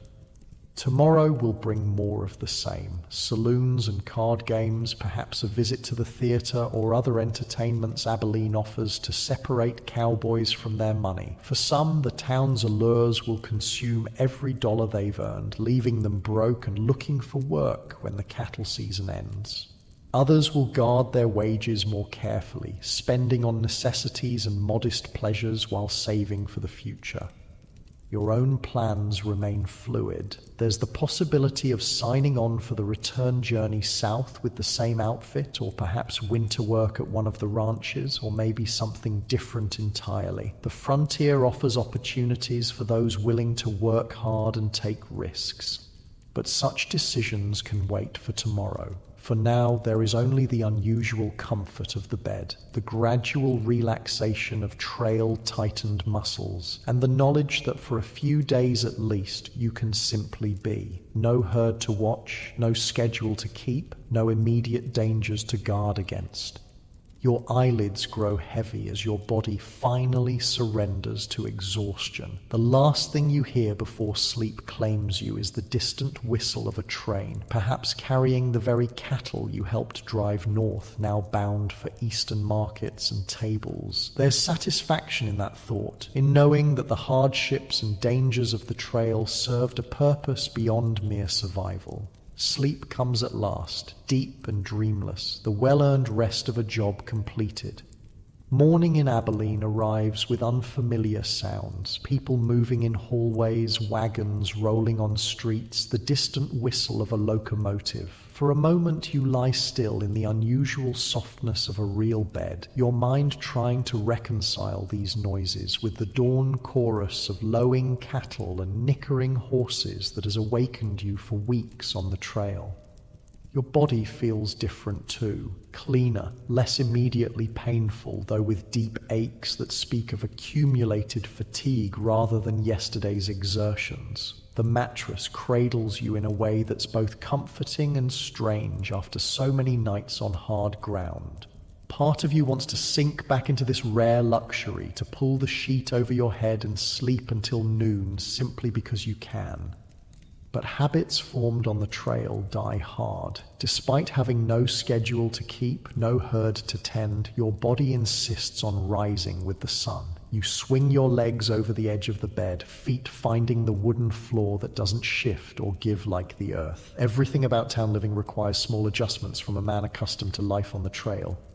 You dress in your new shirt and freshly brushed pants, boots that still bear the unmistakable marks of hard use despite yesterday's cleaning. Cowboy life leaves its imprint on a man's possessions just as it does on his body. Permanent creases, weathered surfaces, repairs born of necessity rather than aesthetics. The hotel's dining room offers breakfast for 50 cents, eggs, bacon, biscuits with gravy and coffee. After weeks of beans and hardtack, it seems like a feast fit for royalty, though the eggs are slightly overdone and the coffee weaker than Cookie's trail brew. You eat slowly, savoring the novelty of sitting at a proper table, using a real plate and metal utensils instead of the battered tin of trail meals.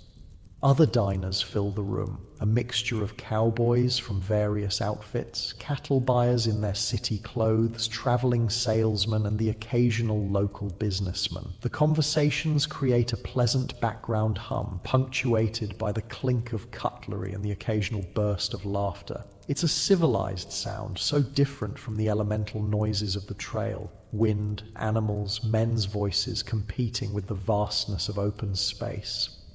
With no immediate demands on your time, you step out onto Abilene's main street, already bustling despite the early hour. Businesses are opening, wagons delivering goods, townspeople going about their daily routines. Cattle season transforms these frontier towns, bringing an influx of money and activity that sustains them through the quieter winter months.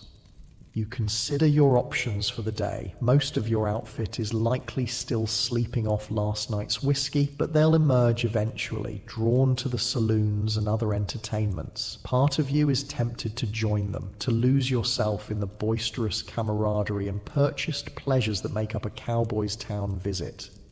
But something holds you back, a sense that there's more to see, more to experience beyond the predictable cycle of saloons and card games. With money in your pocket and time on your hands, you have choices unavailable to you on the trail.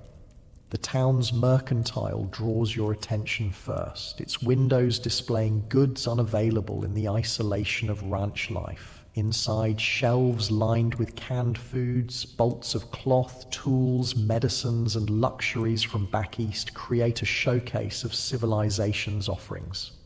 You browse without any particular purpose, enjoying the simple novelty of choice after weeks of having no options beyond what the chuck wagon provided. Eventually, you make a few practical purchases: tobacco, a new bandana, sturdy socks, ammunition for your revolver. Small things, but important for the working cowboy. The shopkeeper wraps them carefully in brown paper, tying the package with string. The transaction complete, you step back onto the boardwalk, your modest bundle tucked under your arm.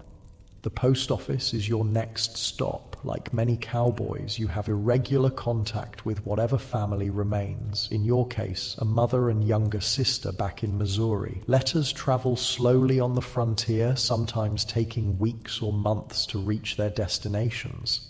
But they provide a tenuous connection to the world beyond cattle and trail dust.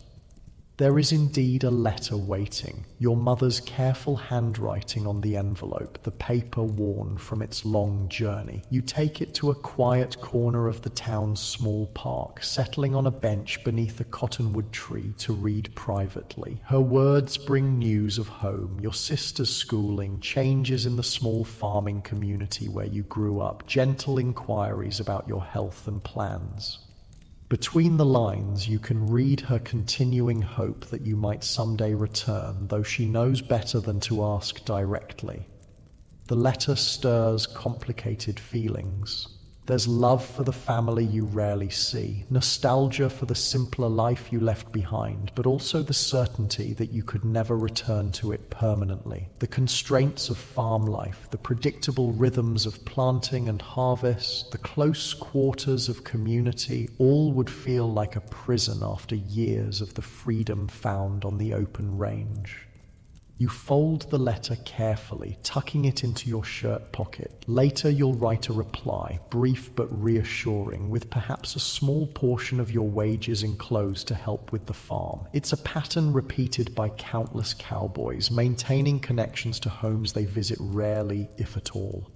The day stretches before you, filled with small pleasures and observations impossible on the trail. You watch a train arrive at the station, disgorging passengers from the east. Some clearly businessmen come to negotiate cattle purchases, others looking like settlers heading further west. Faces alight with hope and apprehension. The locomotive itself fascinates you. A marvel of industrial power so different from the animal strength that powers life on the range.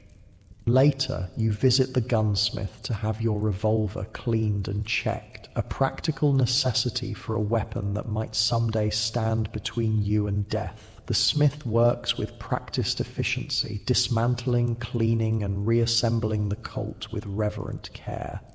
It's a tool to him, but also something more, a mechanical artwork deserving respect.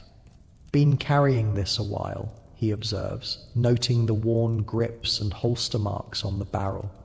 5 years or thereabouts, you confirm. Never failed me yet. He nods approvingly. Keep it clean and it'll serve you 5 more. He hands it back, the action smooth as silk after his ministrations.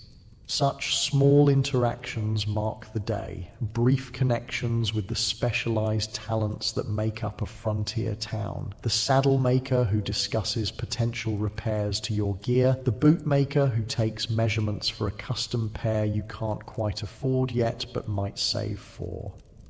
The bookseller who seems surprised when you browse his limited selection but happily discusses the merits of different authors. These conversations reveal something often forgotten in tales of the Wild West, that cowboys were men of varied backgrounds and education. Some, like yourself, could read and write with reasonable facility. Others were former soldiers, tradesmen, or sons of privilege-seeking adventure. A few were fugitives from justice or troubled pasts. All found in the cowboy life a certain egalitarianism where a man was judged by his skills and reliability rather than his origins. By late afternoon, you find yourself drawn back toward the saloons where your outfit has likely gathered. Sure enough, several familiar faces are already settled at tables or standing at the bar, exchanging stories with cowboys from other drives. The atmosphere is more subdued than last night. Men pacing themselves for the longer stay in town, nursing beers rather than pounding whiskey. Diego waves you over to a table where he sits with Tom and a couple of hands from a different outfit. "There he is," Diego calls. "Was beginning to think you'd gone respectable on us." You settle into an empty chair, accepting the beer someone pushes your way. "Just seeing the sights," you explain. "Town's got more than just saloons, turns out." Tom snorts. Nothing worth the time that doesn't involve whiskey, women, or cards. But there's no real conviction in his voice, just the expected performance of the hard-living cowboy that masks more complex realities.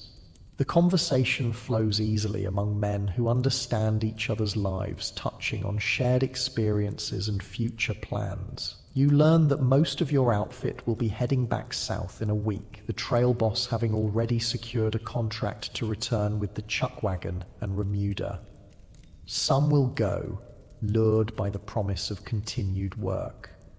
Others, like Tom, plan to winter in Wyoming, having lined up ranch work that will carry them through until spring. What about you?" Diego asks. "Coming back with us?"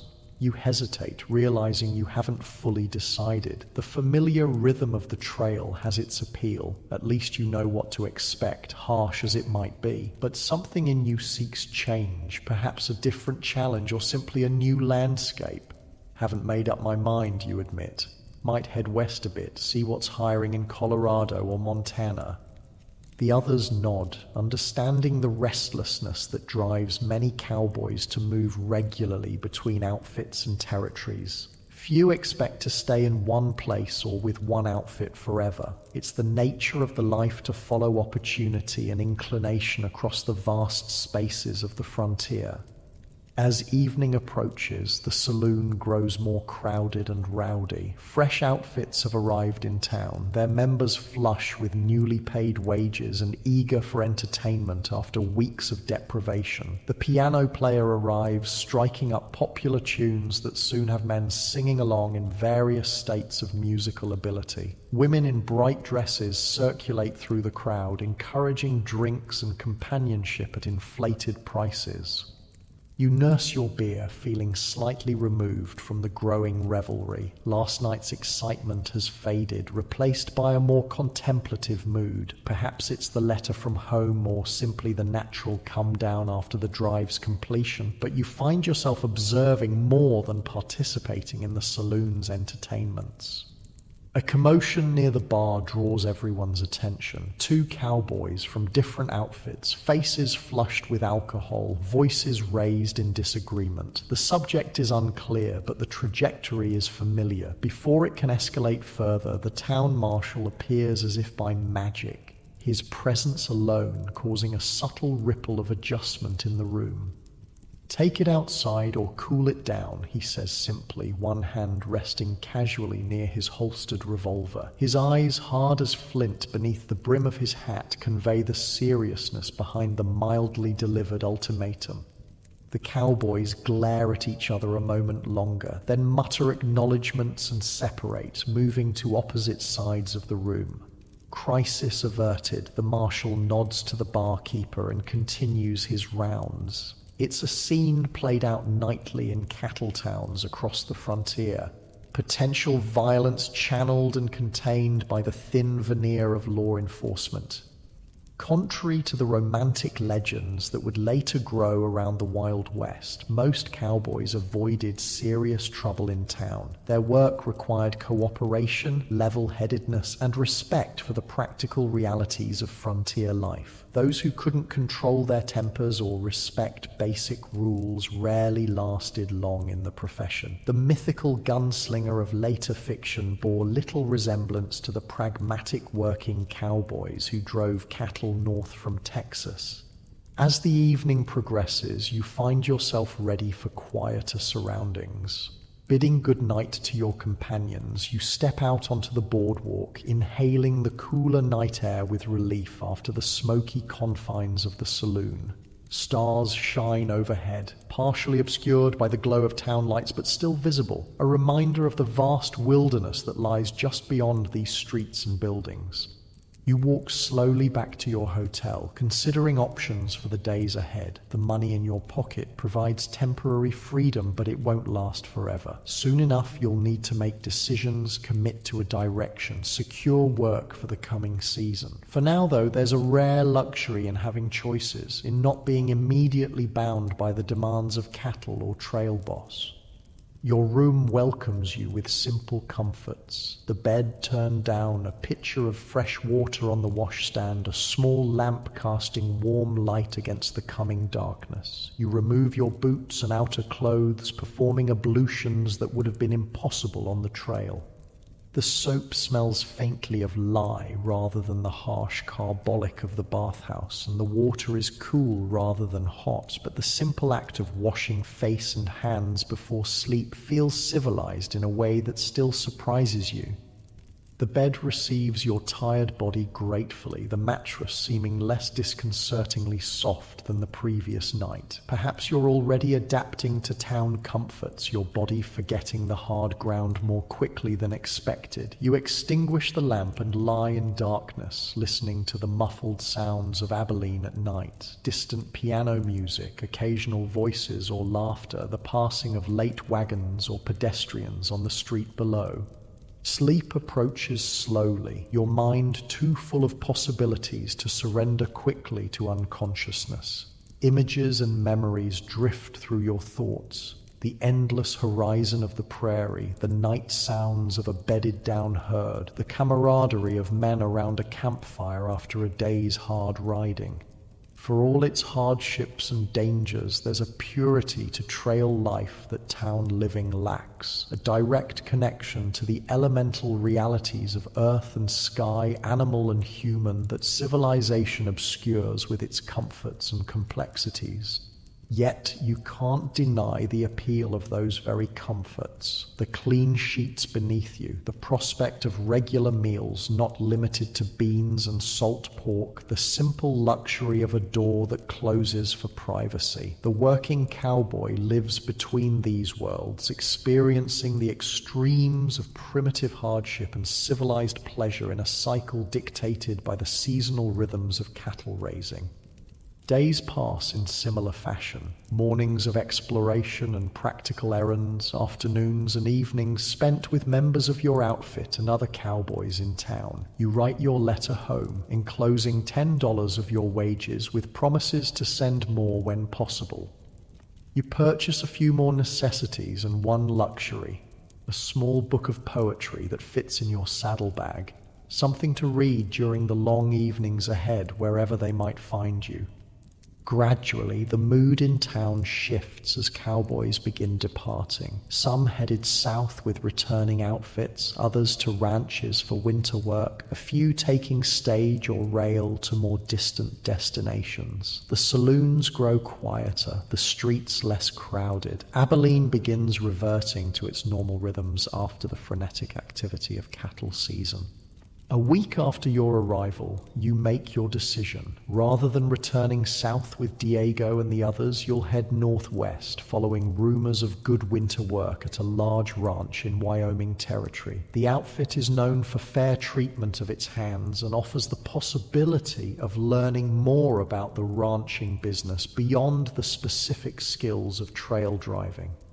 The night before your departure, your remaining outfit mates gather for a farewell dinner at the Prairie Rose restaurant. It's a simple meal, but feels significant. These men have shared dangers and hardships that create bonds beyond ordinary friendship. Tomorrow your paths will diverge, perhaps never to cross again in the vastness of the frontier. To the best damn point rider I've worked with, toasts Tom, raising his coffee cup in lieu of whiskey. The others join in, embarrassing you with praise that cowboys rarely express directly. In this moment, with separation imminent, the usual restraint loosens just enough to acknowledge the respect earned over weeks of shared work.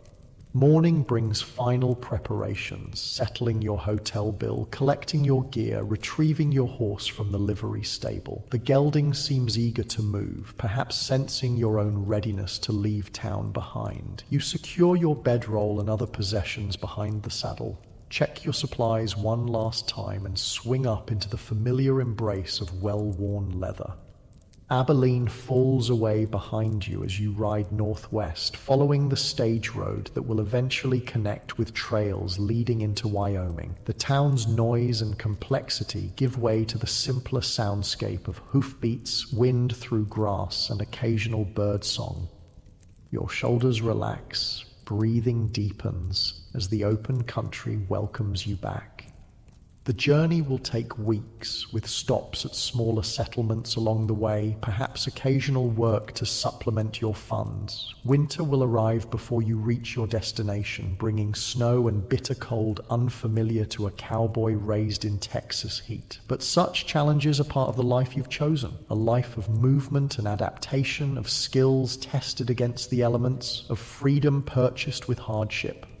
As you ride, your thoughts turn to the changing west around you. Already the great cattle drives are beginning to fade, threatened by expanding railroads, the encroachment of farms and their barbed wire fences, the gradual closing of the open range. The era of cowboys, as you've known them, those half-wild men moving vast herds across unfenced prairie, has perhaps a decade remaining before progress and civilization transform it beyond recognition. There's a certain melancholy in this knowledge, a sense that you're participating in something already passing into history. Future generations will romanticize the cowboy, transforming the difficult, dangerous work you know intimately into sanitized adventures where heroes never suffer saddle sores or dysentery, where cattle never die of thirst or stampede in midnight storms, where the daily monotony of dust and discomfort gives way to gunfights and romance. Yet even knowing this, you wouldn't trade your experiences. To have lived this life, however briefly in the grand scope of history, to have ridden through dawn light with 2,000 longhorns spread before you, to have felt the perfect communication between horse and rider during a difficult river crossing, to have shared coffee and hardtack with men whose entire worth was measured in skill and reliability rather than wealth or background. These are privileges few will know in the coming age of machines and cities. The sun reaches its zenith and begins its westward descent as you continue riding. The landscape unfolds before you, rolling prairie giving way to more varied terrain, hills rising in the distance against the impossibly blue sky. Your horse maintains a steady pace, conserving energy for the long journey ahead. There's no hurry now, no herd to push, no schedule to maintain beyond the natural rhythms of daylight and darkness, hunger and rest. By late afternoon, you begin looking for a suitable camping spot, somewhere with water and grass for your horse, perhaps a bit of shelter from the wind. An experienced eye identifies possibilities that a town dweller might miss: the slight depression that will block the prevailing wind, the particular shade of green that suggests a spring or seep nearby, the arrangement of trees that might provide both firewood and security. You make camp with practiced efficiency, unsaddling your horse and setting him to graze on a long picket line, gathering wood for a small fire, preparing the simple meal that will sustain you until morning. As darkness falls, you spread your bedroll on the ground, using your saddle as a pillow just as you did on the cattle drive. Above, stars emerge in breathtaking profusion, undiminished by town lights or buildings, the same stars that guided cowboys across the trackless prairie in the earliest days of the great herds. The fire burns low, its embers casting just enough light to see by as you settle into your blankets. The night air carries a chill that hints at the coming change of seasons. Somewhere in the distance, a coyote calls, its lonesome cry echoing across the open land. Your horse shifts slightly at the sound, then returns to quiet grazing, undisturbed by a presence as familiar as the night itself. Lying beneath that vast canopy of stars, you feel a profound connection to the land and its rhythms, to the generations of men who've made their lives in this harsh, beautiful country. Cowboys, vaqueros, native peoples, all bound to this landscape in ways that permanent settlements and civilization can never fully understand. There's truth in that connection. A fundamental honesty in facing the elements directly, in knowing that survival depends on skill, judgment, and sometimes simple luck. Sleep approaches gently, your body relaxing into the familiar embrace of earth beneath and sky above. Tomorrow will bring more riding, more decisions, more challenges, both expected and unforeseen. The Wyoming ranch may prove to be everything you hope for, or merely another temporary stopping point in a life of movement. Either way, you'll face it with the quiet competence and adaptability that define the true cowboy, not the fictional hero of later stories, but the working man who drove cattle, endured hardship, and helped shape a nation's expansion across a continent.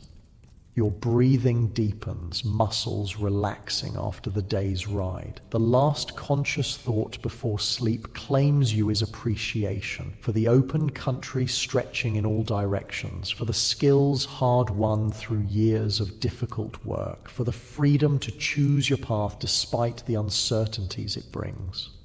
In a rapidly changing world where railroads and telegraph wires and barbed fence are already transforming the West, you've experienced something authentic and elemental that future generations will know only through stories and images. As you drift into dreams, the essence of cowboy life surrounds you, not the romanticized version of later myth, but the real experience of sun and wind, dust and danger, companionship and solitude. It's a hard life, but an honest one, demanding everything while promising little beyond the satisfaction of meeting those demands with skill and courage.